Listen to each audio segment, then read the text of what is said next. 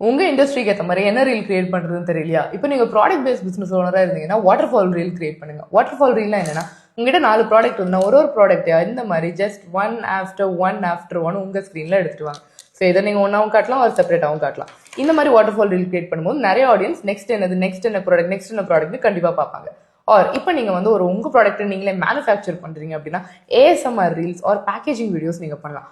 Unboxing videos பயங்கரமாக போங்க. நீங்கள் மேனுஃபேக்சராக இருந்தாலும் சரி, ஒரு பிராண்டாக இருந்தாலும் சரி, ப்ராடக்ட் பேஸ்ட் பிஸ்னஸ் ஓனராக இருந்தாலும் சரி, அந்த ரீல்ஸ் கண்டிப்பாக ஒர்க் ஆகும். அண்ட் ஒரு பெஸ்ட் பார்ட் என்ன தெரியுமா? இதை நீங்கள் சேல்ஸ் சென்ட்ரிக்காக கன்வெர்ட் பண்ணணும் அப்படின்னு நினச்சிங்கன்னா இந்த அன்பேக்கேஜிங் வீடியோஸ் நீங்கள் போடும்போது பேக்ரவுண்டில் ஒரு வாய்ஸ் ஓவர் கொடுங்க. அதாவது இந்த ப்ராடக்ட் எவ்வளோ ஸ்பெஷல், ஒரு கஸ்டமர் எதனால இதை வாங்குறாங்க, எந்தெந்த அக்கேஷனில் இதை நீங்கள் கிஃப்ட் பண்ணலாம், அந்த மாதிரி டிஃப்ரெண்ட் வேஸில்.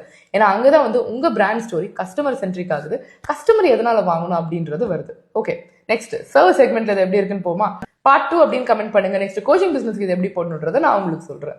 அண்ட் இந்த மாதிரி இன்னும் நிறைய கத்துக்க தமிழ் என்டர்பிரினர் அகாடமியை ஃபாலோ பண்ணுங்க.